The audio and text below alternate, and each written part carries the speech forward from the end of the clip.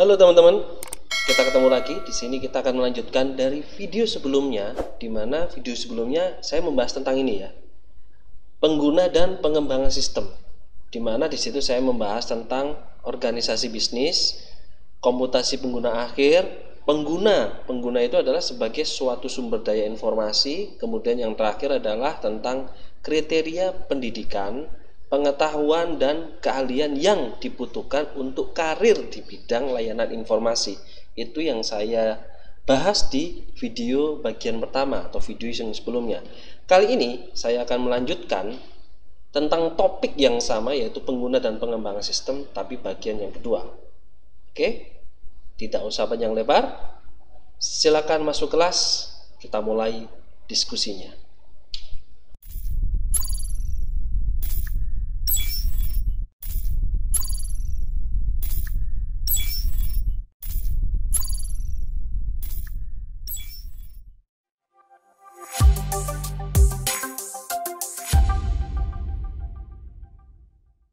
Oke, untuk topik yang pertama, untuk pembahasan yang pertama, yaitu pengguna dan pengembangan sistem bagian kedua. Di sini saya akan mencoba untuk membahas tentang mengelola pengetahuan yang ditunjukkan, ya, mengelola pengetahuan yang ditunjukkan oleh sumber daya informasi perusahaan. Apabila di video sebelumnya bagaimana sebuah mengelola sumber daya informasi, mengelola sumber daya pengetahuan, itu sangat penting sekali. Di sini bagaimana mengelolanya, kira-kira gambarnya seperti itu ya. Nah, untuk mengelola sumber daya pengetahuan, tentunya di sini teman-teman harus kita samakan persepsi dulu bahwa sebuah informasi gitu ya, sebuah sistem informasi, sebuah transaksi atau mungkin apapun itu, sumber daya inputnya itu pasti akan masuk ke dalam yang namanya database. Di sini ada input, kemudian masuk ke dalam database, di mana sebetulnya di sini adalah melalui sebuah proses gitu ya. Dan akhirnya dari sebuah proses ini nanti tersimpan di dalam database dan bisa menghasilkan sebuah output gitu ya. Nah, di sini bagaimana mengelolanya gitu kan. Nah, basis data itu menyimpan pengetahuan dalam bentuk data dan informasi. Nah, bagaimana? Tentunya dari data untuk bisa menjadi sebuah informasi pasti harus disesuaikan dengan pengelolaan atau tata cara atau sistem yang memang diperlukan oleh perusahaan tersebut. Bagaimana perusahaan itu membutuhkan informasi yang seperti apa, bentuknya seperti apa, formatnya seperti apa. Bahkan kadangkala memang perusahaan harus mengikuti ketentuan-ketentuan yang sudah berlaku, mungkin secara keilmuan yang ada. Contohnya seperti akuntansi dan mungkin ilmu-ilmu yang lainnya. Jadi dari situ bisa mencerminkan ya, informasi data yang mencerminkan sumber daya dan operasi fisik perusahaan. Jadi dari situ bisa kelihatan dari data yang ada, data yang masuk sehingga bisa diproses dan menghasilkan output. Sebuah kegiatan ini bisa disebut, kegiatan semuanya ini bisa disebut bahwa sebuah perusahaan sedang berproses, sedang melakukan kegiatan. Itulah sama halnya seperti sebuah perusahaan itu sudah melakukan sebuah operasi fisik gitu ya, sebuah kegiatan di dalam perusahaan tersebut yang berhubungan dengan operasional perusahaan dan tentunya menggunakan pengembangan sistem yang ada. Oke. Nah, manajemen pengetahuan gitu ya, atau knowledge management gitu ya, itu sebagai sistem jenis lain yang harus dikembangkan. Sistem seperti ini akan menciptakan pengetahuan, mengelolanya, dan mengirimkannya ke pengguna yang tepat. Jadi kita ketahui bersama, kalau di lalu video sebelumnya saya selalu memberikan contoh yang sama teman-teman. Contoh yang sama. Supermarket modern itu contoh paling gampang, karena ya teman-teman pasti dimanapun pasti pernah menemuinya. Jadi teman-teman pasti pernah melihat gitu ya, atau mungkin sudah jelas pasti pernah melakukannya.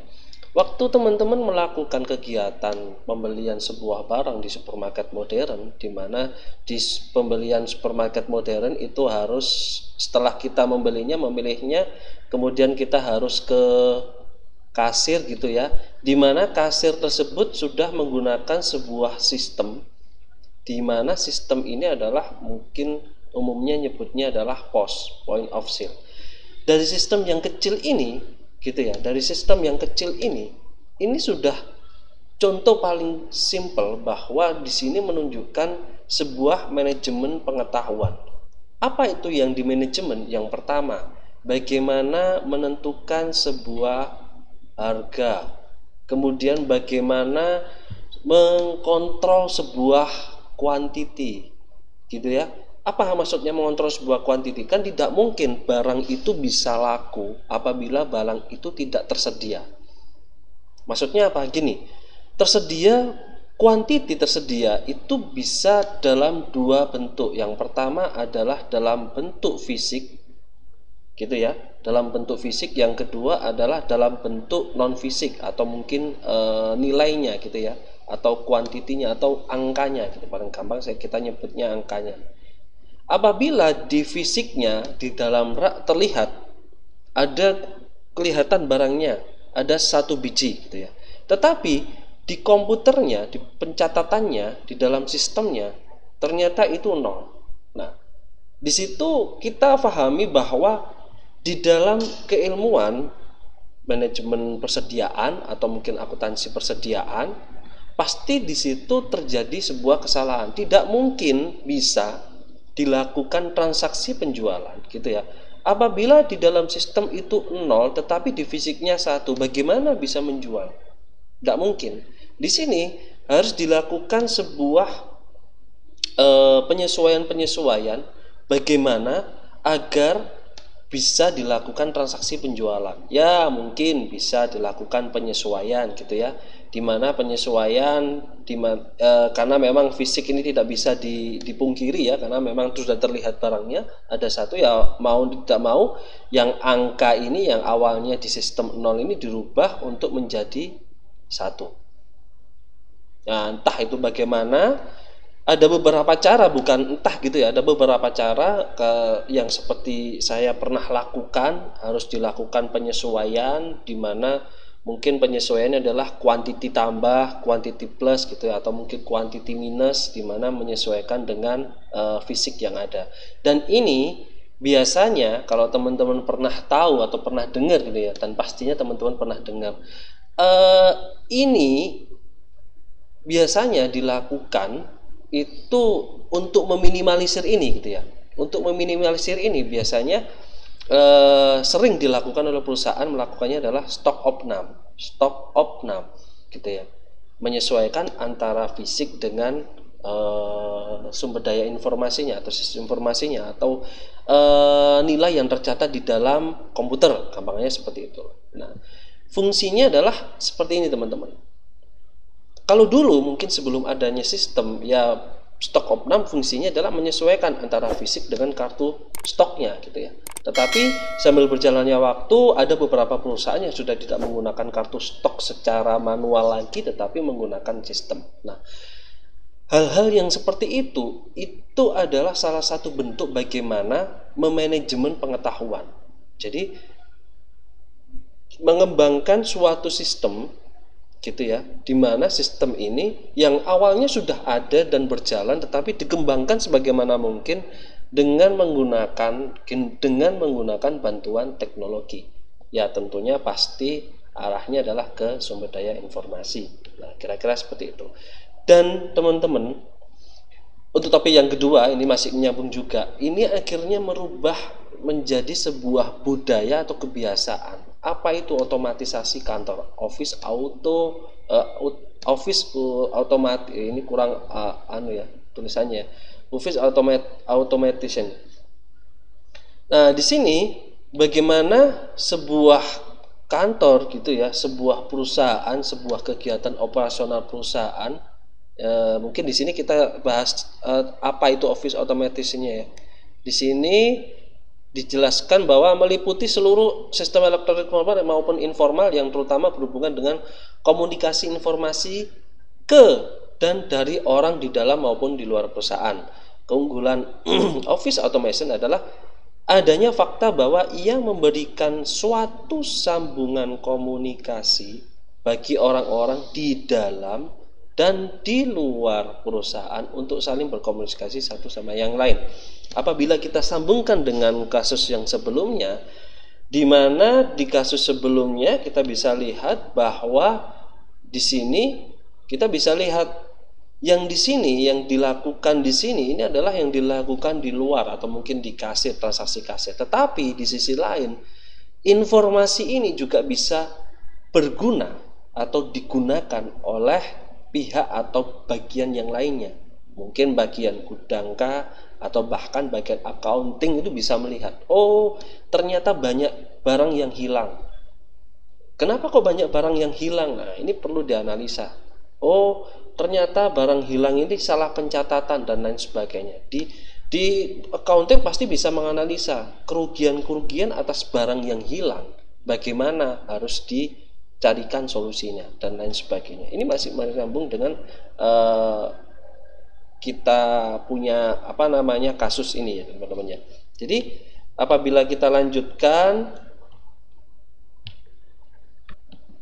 di sini dijelaskan bahwa bagaimana Office Automation ini sangat berguna bagi pihak di mana baik dalam maupun luar perusahaan gitu ya. Nah, ini adalah salah satu model yang saya sadur langsung dari bukunya MacLeod, di mana di sini kita bisa ambil contoh bahwa di sini kita coba jelaskan ya, kita bahas satu persatu di sini. Di awal saya sudah jelaskan bahwa ada sebuah database. Database ini di mana alat simpan dalam bentuk soft gitu ya. Jadi mungkin teman-teman di video sebelumnya bisa dilihat penjelasan saya gitu ya, dimana bisa mengilustrasikan sebuah sistem dengan kegiatan yang ada, kemudian kegiatan tersebut bisa terrecord atau tersimpan bentuk transaksinya di dalam sebuah data, di mana data dalam bentuk soft copy tersebut itu adalah kita nyebutnya adalah database gitu ya. Nah, di sini sebuah database tentu tidak tiba-tiba ada datanya gitu ya. Pasti ada sebuah kegiatan yang terjadi di dalamnya. Contohnya adalah ada input physical resource gitu ya. Ya, input transaksi, kegiatan dan lain sebagainya, data dimasukkan, kemudian ada proses transform gitu ya, sehingga bisa menghasilkan juga output physical resource-nya, di mana di sini yang biru ini sebuah perusahaan gitu ya. Di mana dari database ini kita bisa lihat data dan informasi gitu ya. Sebuah data dan informasi itu semua masuk ke dalam database, di mana database tersebut nantinya akan diolah sebagaimana mungkin dengan gini ya, computer based Office Automation application, aplikasi ya, tetap aplikasi, sebuah aplikasi di mana aplikasi ini bisa membantu untuk menyelesaikan masalah dan tentu masalah-masalah yang lainnya gitu ya. Dan dari informasi ini juga bisa membantu secara memberikan solusi juga bagi manajer-manajer. Dan data yang dihasilkan tentu tidak dan belum tentu bisa langsung memberikan satu kebijakan gitu ya. Beberapa ada yang boleh dan bahkan sudah otomatisasi bisa menghasilkan sebuah kebijakan ya. Kita ketahui bersama sekarang sebuah pengembangan AI ya, artificial intelligence itu sudah sangat cepat sekali, di mana sebuah data itu bisa menghasilkan sebuah kebijakan, di mana sebuah data bisa memberikan langsung solusi, di mana bahkan untuk non komputer based, di mana biasanya yang dibantu atau diemban oleh seorang manajer gitu ya, manajer atau mungkin CEO gitu ya. Ini mungkin bahkan sudah sangat mulai diganggu ya, diganggu dalam artian sudah mulai berkurang, tidak diperlukan ini karena sudah dilakukan otomatisasi. Dan di sini ditunjukkan bahwa bagaimana interpersonal communication-nya dari sebuah data yang memang bisa diolah sehingga bisa langsung mendapatkan sebuah informasi, di mana informasi tersebut bisa langsung memberikan solusi gitu ya. Nah, di sini yang berkembang saat ini, di sini kan ada banyak AI ya, artificial intelligence dan lain sebagainya gitu ya. Sehingga sebuah solusi itu bisa langsung didapat oleh pucuk pimpinan perusahaan. Dan pergeseran dari pemecahan masalah yang dulunya adalah arahnya mungkin lebih ke administratif gitu ya, sekarang arahnya lebih ke manajerial. Jadi kalau dulu itu membuat sebuah sistem itu arahnya mungkin lebih ke untuk pencatatan gitu ya. Oh, biar pencatatannya rapi atau mungkin dokumentasinya bisa lengkap gitu ya. Tetapi semua itu tidak serta-merta di sini aja. Sekarang sudah bisa menghasilkan sebuah solusi atau mungkin bahkan kebijakan yang memang bisa langsung diputuskan oleh sistem itu sendiri. Dan tentunya rancangan sebuah sistem untuk bisa merancang ini tentu pasti ada rangkaian-rangkaian yang harus disesuaikan, rangkaian-rangkaian yang harus disusun bagaimana sebuah kebijakan bisa langsung ditetapkan di dalam sistem informasi tersebut. Contoh paling simpel, Anda atau teman-teman pasti pernah melakukan contoh seperti kayak ujian TOEFL atau ujian potensi akademik gitu ya. Sebetulnya dengan ujian-ujian seperti itu kita biasanya umumnya kan melakukannya secara manual, datang di satu tempat kemudian dilakukan secara bersama-sama, soalnya diberikan secara hard copy, kemudian kita harus melakukannya tahap demi tahap gitu ya. Kemudian apabila selesai nanti membutuhkan waktu berapa, 1 minggu 2 minggu, sehingga baru diinformasikan siapa yang lulus, siapa yang tidak lulus, atau mungkin nilainya sudah mencapai skor yang ditentukan atau tidak, kira-kira seperti itu. Nah, sekarang sudah ada, semua itu dilakukan secara online teman-teman. Dan saya juga barusan melakukannya gitu ya, seperti kayak kemarin melakukan tes potensi akademik gitu ya. Sekarang ujian, setelah selesai saya melakukan ujian, saya juga langsung bisa melihat skor yang saya dapatkan gitu ya. Dari situ kita bisa melakukannya.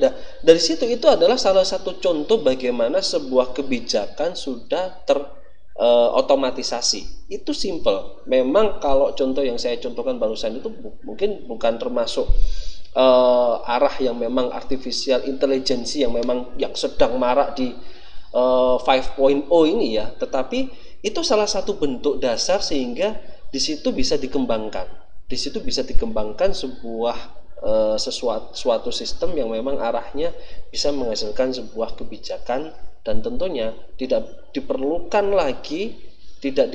lagi sebuah data yang hanya cuman arahnya ke administratif saja, tetapi ke manajerial, bisa membuat keputusan, bisa menghasilkan keputusan dan lain sebagainya. Kira-kira seperti itu. Nah, kita lihat bersama bahwa seiring berkembangnya waktu ini ya, pengetahuan komputer di kalangan manajemen, mereka menyadari bahwa mereka dapat menggunakan berbagai aplikasi untuk memecahkan masalah yang mereka hadapi gitu ya. Kalau dulunya itu adalah Word itu pengolah kata ya, cuman mengetik dan lain sebagainya. Microsoft Excel itu juga pengolah angka gitu ya. Nah, sekarang kita bisa memanfaatkannya.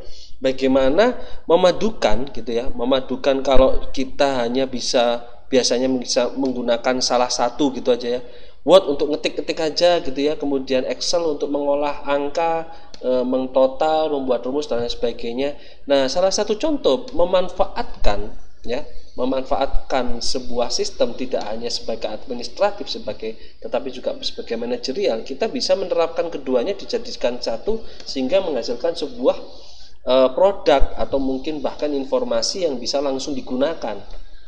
Salah satu contoh di sini ada sebuah sistem yang paling simpel antara Microsoft Word dan Microsoft Excel yang memang bisa membuktikan bahwa bagaimana sebuah penggunaan sistem informasi itu tidak ke arah ke administratif saja, tetapi juga ke arah manajerial. Contohnya adalah di sini ada sebuah menu, yaitu namanya adalah mail merge gitu ya. Mail merge. Di sini kita bisa membuat bagaimana sebuah surat, sekaligus kita bisa membuat surat dengan banyak, di mana dengan memadukan data yang ada di Microsoft Word dan Microsoft Excel gitu ya. Datanya ada di Microsoft Excel, kita mencetaknya menggunakan Microsoft Word, dan itu sudah arahnya tidak ke administratif lagi sebetulnya, lebih ke arah bagaimana sebuah memanage sebuah kegiatan dengan alat bantu sistem informasi dan beberapa hal yang lainnya ya, seperti email, fax, penanggalan elektronik dan lain sebagainya gitu ya. Nah, di situ sebetulnya kita juga disuguhkan beberapa pengembangan lain seperti kayak kantor maya. Di video-video sebelumnya saya membahas tentang kantor maya. Tentunya di sini saya tidak mengulang lagi, cuman memberikan contoh yang simpel saja. Mungkin kalau pengen tahu detailnya di video sebelumnya, saya juga sudah menjabarkan bagaimana sebuah kantor maya itu sangat berkembang saat ini. Kita bisa membuat perusahaan tidak memerlukan tempat yang harus besar gitu ya. Tidak perlu harus mempersiapkan koneksi internet yang memang gede dan harus kita bayar berbulan-bulan, dan belum tentu usaha kita itu bisa menutup biaya-biaya tersebut gitu ya. Dan bahkan sekarang sudah disuguhkan di mana sebuah kantor maya gitu ya, di situ disediakan sebuah tempat, di situ disediakan sebuah fasilitas di mana fasilitas tersebut bisa dimanfaatkan oleh para pekerjanya, tidak harus datang di satu tempat tersebut gitu ya, dan lain sebagainya, dan banyak lagi fasilitas-fasilitas yang disediakan. Dan kantor maya itu memang poin poin mendasarnya adalah telecommutingnya ya, di mana menghubungkan antara satu karyawan dengan karyawan yang lain di tempat yang berbeda, dan akhirnya di dalam telekomuting ya, di situ timbullah sesuatu budaya baru bahkan bagi perusahaan besar, yaitu adalah hoteling gitu ya. Contohnya teman-teman, monggo silakan dicari sama-sama. Telegram ya. Telegram, aplikasi Telegram ya teman-teman ya, aplikasi Telegram kan kalian teman-teman kan yang sering digunakan itu adalah biasanya apa? WhatsApp itu ya, atau mungkin menggunakan sosmed, Instagram atau mungkin TikTok gitu ya. Nah teman-teman, selain ada WhatsApp, teman-teman cari tahu di situ sama halnya seperti WhatsApp gitu ya. Kita bisa mengirim gambar, kita bisa membuat grup, bahkan ini lebih sedikit bebas, tidak ada ketentuan. Kalau di WhatsApp itu satu grup hanya berapa ya anggotanya. Di sini di Telegram, namanya Telegram gitu ya. Teman-teman yang belum pernah tahu gitu ya, pasti tapi saya yakin sih teman-teman tahu semua ya. Di Telegram, saya di sini ingin bahas perusahaannya. Telegram ini kalau teman-teman tahu tidak punya kantor yang tetap, teman-teman. Sama pemilik Telegram ya, kalau tidak salah Durov atau siapa itu ya. Jadi beliau menyampaikan sendiri bahwa Telegram itu tidak memiliki kantor yang tetap. Beda seperti halnya perusahaan-perusahaan besar seperti ini ya, bahwa Meta atau mungkin Facebook kalau dulu namanya ya, Meta ini setiap wilayah memiliki kantornya. Google setiap wilayah, setiap negara memiliki kantornya, di mana mereka memang memerlukan hal tersebut untuk kegiatan operasional perusahaannya, kira-kira seperti itu. Nah, sedangkan Telegram sendiri itu kalau teman-teman ketahui, Telegram ini tidak memiliki kantor yang memang tetap. Dia bisa melakukannya dimanapun, bahkan bukan hanya pemiliknya, tetapi bahkan karyawannya pun bebas bisa melakukan apapun dimanapun untuk bisa bekerja di Telegram. Nah, ini salah satu contoh bahwa sebuah kegiatan itu bisa dilakukan seotomatisasi mungkin, secanggih mungkin, di mana pengembangan sistem dengan penggunanya itu menjadi sangat penting, poin yang sangat penting sekali gitu ya. Di mana keduanya adalah sumber daya informasi yang paling utama. Gitu teman-teman ya. Oke. Kemudian masih dalam hoteling gitu ya, di mana di sini juga dijelaskan konsep hoteling, nanti teman-teman bisa dibaca sendiri, di mana keunggulan hoteling adalah pemanfaatan sumber daya dan ruangan yang lebih efektif dan fokus lebih baik pada apa yang dibutuhkan untuk mendukung personel kantor. Jadi tidak perlu sesuatu yang memang tidak dibutuhkan oleh perusahaan. Oh, butuhnya cuman koneksi internet, ya sudah. Ruangan mau dimanapun ya sudah, bisa dilakukan gitu ya. Dan semuanya dilakukan secara remote gitu ya. Mungkin kalau yang disampaikan oleh Durov itu dilakukan secara remote. Mungkin secara remote itu mungkin kalau teman-teman yang tidak di IT nanti bisa sedikit dipelajari bagaimana meremote sebuah server dan lain sebagainya. Jadi mengakses sebuah server dimanapun asalkan ada koneksi internet. Nah tentunya security dan sebagainya diperlukan untuk bisa mengakses hal tersebut dan lain sebagainya gitu ya. Dan yang berkembang adalah ya seperti ini ya, digital media, digital marketing, digital human resource development, itu sudah ada dan banyak yang menerapkannya. Kira-kira gitu teman-teman ya. Dan keuntungannya apa teman-teman? Yang pertama kita bahas satu persatu. Biaya fasilitasnya lebih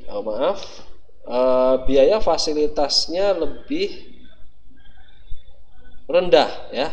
Fasilitasnya lebih rendah, di mana kapasitas kantor yang tidak besar gitu ya, sehingga memungkinkan turunannya biaya untuk sewa dan peluas kantor semuanya bisa turun gitu ya. Tidak semakin tidak jomplang gitu ya, kantornya gede tetapi yang ada di dalam kantor itu cuman beberapa orang aja gitu. Dan bahkan yang dilakukan, yang diakses adalah bukan sesuatu yang memang dilakukan di kantor tersebut gitu, tapi yang diakses adalah di server gitu ya. Nah itu tidak memerlukan kantor yang memang harus paten ya, di mana aja pokoknya ada koneksi internet aman gitu ya. Itu yang pertama. Yang kedua adalah biaya peralatan yang lebih rendah tentunya ya teman-teman ya. Nah, di sini peralatan yang lebih rendah, di mana karyawan dapat saling berbagi peralatan seperti para partisipan di dalam suatu jaringan analog berbagai sumber daya komutasi gitu ya, bisa bertukar akses data dan lain sebagainya gitu ya. Bisa menyesuaikan. Berkurangnya penghentian pekerjaan, di mana kondisi yang seperti ini ya, seperti saya pun gini ini ya, teman-teman tentunya juga banyak yang melakukannya. Kita bisa mendapatkan pekerjaan di mana pekerjaan tersebut kita mencarinya juga secara online. Tentunya di sini tidak dalam hal melamar pekerjaan gitu ya teman-teman ya. Tetapi bisa melakukan pekerjaan tersebut. Banyak yang menyelenggarakan, banyak yang menyuguhkan, banyak yang menyediakan pekerjaan-pekerjaan seperti itu teman-teman. Contoh, dibutuhkan bagian input data gitu ya. Input datanya, nanti datanya diserahkan, diinputkan di dalam sebuah sistem, datanya masih dalam bentuk mentah. Nah, dia nanti disuruh khusus untuk menginputkan secara online gitu ya. Datanya nanti diterima tapi nanti diinputkan, dan dari beberapa data yang diinputkan nanti dia akan mendapatkan fee gitu ya. Ada ketentuan fee di awalnya. Nah, hal-hal yang seperti itu banyak teman-teman. Bukan dalam artian di sini pekerjaan dalam artian teman-teman melakukan online, lamaran online gitu ya. Sebetulnya lebih daripada itu ada teman-teman ya. Tetapi yang sekarang mungkin yang teman-teman banyak gunakan gitu ya, kayak melamar online, lamaran pekerjaan online dan lain sebagainya gitu ya. Banyak ya. Jadi teman-teman harus terus menambah wawasan bagaimana kita bisa mengimbangi gitu ya. Kalau saya menyampaikan, kita bisa mengimbangi apa yang ada dan yang berkembang saat ini. Apapun itu teman-teman, gitu ya. Oke, kemudian ada kontribusi sosial di mana memungkinkan perusahaan mempekerjakan orang-orang yang sebelumnya mungkin tidak memiliki peluang untuk bekerja, seperti ya teman-teman yang memiliki kekurangan, cacat tubuh, manula, ibu rumah tangga, pelajar, ya kita ketahui bersama ya teman-teman ya, dengan adanya modal seperti ini kesempatan kerja semakin luas. siapapun bisa bekerja. Contoh paling simple gitu aja ya, dengan adanya sistem jualan online, ibu-ibu yang biasanya di rumah cuman mengerjakan kegiatan rumah tangga, menjaga anak, cuci piring, cuci baju gitu ya, membersihkan rumah, setrika gitu ya. Nah, mereka di samping kegiatan tersebut mereka juga bisa melakukan kegiatan ya usaha, jualan online dan sebagainya. Ini salah satu bagaimana bentuk contoh kecilnya keuntungan dari kantor maya tersebut. Jadi kita bisa kok ngomong, sebentar ya, saya nggak bisa ikut arisan gitu ya, saya ada kerjaannya apa, ini nanti waktunya live stream, ini saya jualan online mulai jam 6 sampai jam 7 menawarkan barang-barang melalui Instagram. Itu adalah salah satu contoh bentuk bahwa kantor maya itu ada, teman-teman. Nah, kira-kira seperti itu. Itu kan sama halnya seperti kayak perusahaan yang melakukan penjualan, melakukan pemasaran. Apabila ada transaksi penjualan juga bisa dilakukan di situ ya. Klik keranjang kuning, klik keranjang hijau dan lain sebagainya. Kan itu ada kan teman-teman ya. Itu sudah bentuk contoh paling simpel bahwa kantor maya itu ada, teman-teman. Jadi tidak usah rumit-rumit yang tinggi-tinggi. Sebetulnya yang lebih daripada itu banyak, teman-teman. Tapi itu contoh paling simpel yang memang teman-teman mungkin bisa punya gambaran. Mungkin selama ini hal tersebut sekilas lewat gitu ya. Tetapi itu adalah salah satu contoh bahwa kantor maya itu ada, teman-teman. Itu keuntungannya dari kantor maya. Sedangkan kerugiannya ada juga, teman-teman. Moral yang rendah. Apa itu moral yang rendah? Yaitu salah satunya adalah tidak adanya umpan balik positif yang berasal dari interaksi tatap muka. Ya, antara atasan dengan rekan sesama kerja. Ya, namanya juga karena dilakukan secara online ya. Ya, biasanya kalau kita bertemu dengan rekan kerja di mana secara bertatap muka langsung, ya mungkin kita bisa, namanya juga bersosialisasi antar manusia itu pasti berbeda dengan sosialisasi antar manusia di mana antar manusia ini harus dihalangi gitu ya. Dihalangi antar manusia dengan antar manusia yang lainnya itu dihalangi dengan sebuah teknologi. Ini pasti berbeda apabila dengan tanpa teknologi. Yaitu apa namanya ya? Kalau beberapa ahli menyebutnya adalah degradasi moral gitu ya. Nah, itu tetapi tergantung dari kita bagaimana kita bisa melakukan dan meminimalisir hal tersebut gitu ya. Dan yang berikutnya adalah kekhawatiran akan risiko keamanan, di mana keamanan data, informasi dapat lebih sulit untuk dikendalikan dalam lingkungan kantor maya karena harus disediakan sebuah database, di mana database ini disimpan di dalam sebuah server gitu ya, di mana server ini dipasang security yang memang bisa melindungi database tersebut, mulai dari antivirusnya, kemudian dari malware-nya atau mungkin jaringannya dan lain sebagainya. Ini harus difikirkan sebagaimana mungkin, karena bagaimanapun sama halnya saat seseorang berinteraksi dengan orang yang lainnya gitu ya, orang dengan orang ini pasti ada sesuatu kendala, entah itu ketidaksama faham gitu ya, atau mungkin perbedaan persepsi, atau mungkin ada pihak ketiga yang merusak atau mungkin memberikan pengertian-pengertian yang tidak memberikan solusi gitu ya. Nah, itu kalau secara manual ya, secara kemanusiaan atau mungkin secara tatap muka seperti itu gitu ya. Dan kalau di dalam sistem juga enggak berbeda jauh ya, tetapi arahnya lebih ke serangan-serangan secara soft gitu ya, antivirus, pembajakan dan lain sebagainya gitu ya. Nah, dari kegiatan tersebut itu sudah disebut dengan kegiatan kantor maya tersebut sudah bisa disebut sebagai organisasi maya, di mana sekumpulan kantor maya tersebut ada kantor maya bidang penjualan, kantor maya bidang pembelian, kantor maya bidang pemasaran. Nah, itu sudah bisa digabungkan menjadi satu kegiatan dan mereka bisa disebut sebagai organisasi maya, teman-teman ya, dimana secara kegiatan usaha itu full bersama-sama gitu ya. Dampak sosialnya organisasi maya itu gini, teman-teman, dapat menurunkan minat akan kebutuhan gedung-gedung ruangan yang luas karena pelaksanaannya lebih bebas dan dapat dilakukan dimanapun. Ya, akhirnya dampaknya yang tidak bisa kita kendalikan seperti itu, teman-teman ya. Dan itu kita tidak bisa pungkiri lagi. Dan itu pasti harus dihadapi oleh perusahaan-perusahaan yang memang harus melakukan pengembangan dalam menjalankan usahanya. Dan yang terakhir adalah bagaimana menempatkan sebuah pengguna sistem dan spesialis informasi pada perspektifnya. Jadi bagaimana manusia itu menjadi salah satu bahan yang paling penting dalam pengembangan dan penggunaan sistem. Di awal saya sudah selalu sampaikan, di video-video sebelumnya sudah saya sampaikan bahwa bagaimana sebuah pengguna atau manusia itu sendiri itu adalah unsur yang paling penting, teman-teman. Unsur yang paling penting bagaimana? Unsur yang paling penting dalam menciptakan sebuah sistem. Unsur paling penting yang mengeluarkan ide untuk sistem.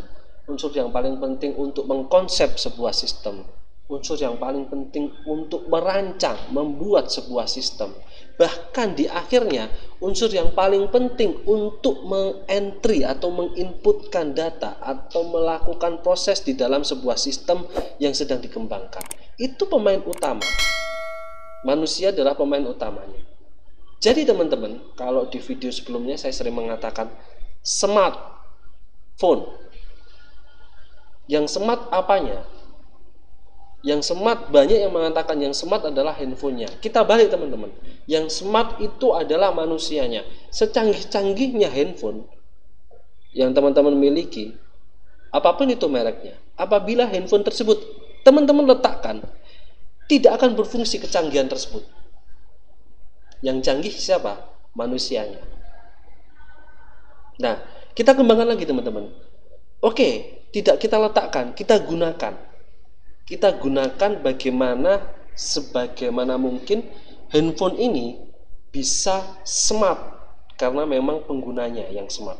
Contoh, saya memiliki handphone, memorinya yang besar, kamera pikselnya juga besar, penyimpanannya apalagi besar.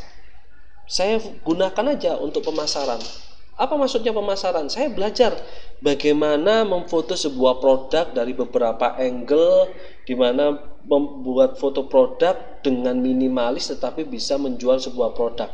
Ya karena handphone saya canggih, kamera pikselnya gede, penyimpanannya juga gede, RAM-nya juga gede. Saya gunakan aja fitur-fiturnya, aplikasinya untuk mengambil gambar dan menggunakan handphone tersebut, kemudian mengeditnya di handphone juga.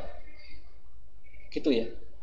Nah, itulah yang saya maksud, yang kita harusnya bisa memiliki maksud yang sama. Bagaimana smartphone itu adalah, arti yang sebenarnya adalah smart yang memang penggunanya, bukan phone-nya itu adalah yang smart. Nah, harusnya kira-kira seperti itu, teman-teman ya.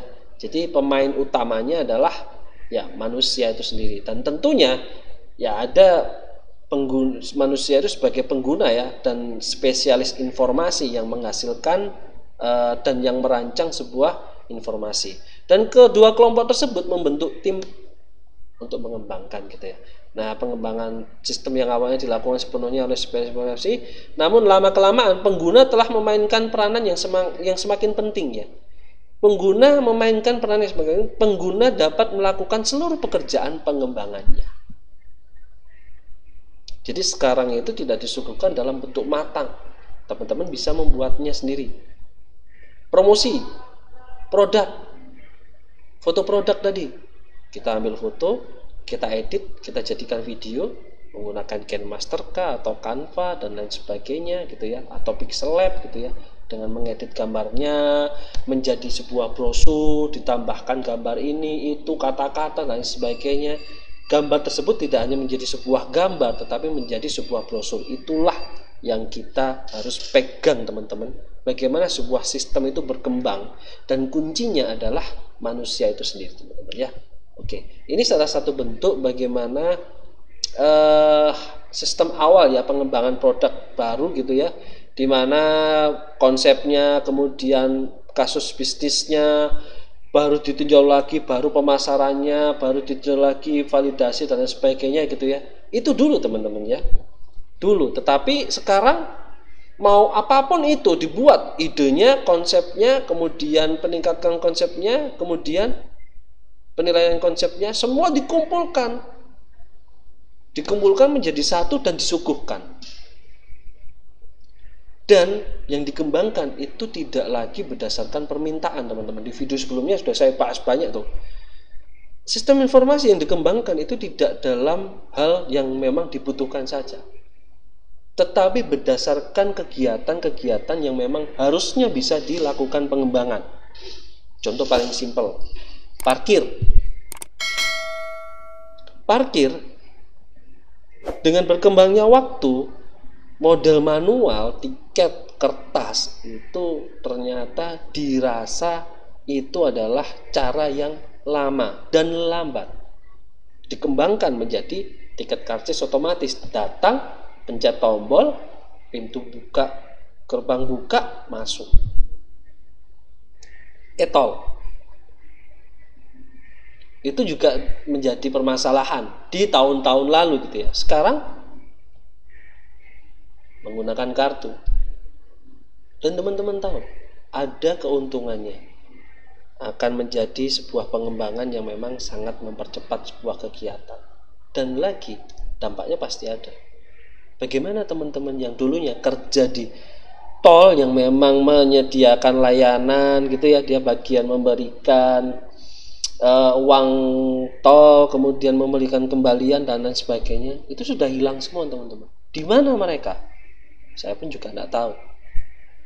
Tentunya itu juga gradasi sosial yang memang terjadi.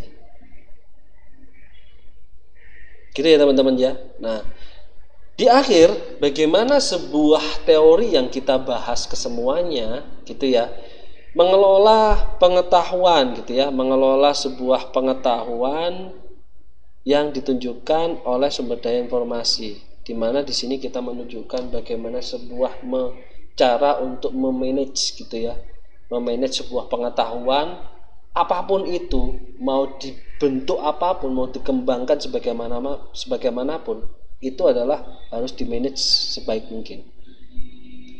Dan dari hasil manage itu nanti tentu kita arahnya adalah automatization gitu ya. Otomatisasi kantor maya, organisasi maya, hoteling, telecommuting dan lain sebagainya, itu adalah hasil bentuk dari automatization. Dan hasil dari keduanya pasti harus melakukan penyesuaian, transition, dari pergeseran dari yang awalnya adalah cuma sekedar untuk administratif, tetapi sekarang arahnya untuk manajerial, langsung memberikan solusi. Dan tentunya di sini yang paling penting, positioning kita jangan pernah merupakan, karena kesemuanya itu adalah pengguna, manusianya ya. Kita harus menempatkan bahwa perspektif sebuah sistem informasi itu kuncinya adalah manusia itu sendiri atau spesialis informasinya yang mengembangkan. Jadi semua ini tidak akan bisa berjalan apabila tidak dari inti dari sumber daya informasi itu sendiri, yaitu adalah manusia. Gitu ya teman-teman ya. Itu adalah pengembangan sistem bagian 2, pengguna dan pengembangan sistem bagian 2. Intinya dari buku MacLeod di sini ditekankan bahwa yang membuat itu adalah manusia itu sendiri, yang perlu dikembangkan adalah manusia itu sendiri, dan semua dikembangkan diperuntukkan untuk manusia itu sendiri. Gitu ya teman-teman ya. Sampai ketemu lagi di video berikutnya. Apabila teman-teman ingin berdiskusi, ingin bertanya, silakan disampaikan di dalam komentar. Apabila ada kesempatan pasti akan kita bahas bersama-sama, dan tentunya dibantu terus agar sharing ini bisa bermanfaat untuk teman-teman yang lainnya, dan tentunya kita juga terus semangat untuk membuat hal baru di dalam channel ini. Sampai ketemu lagi di video berikutnya. Saya akhiri.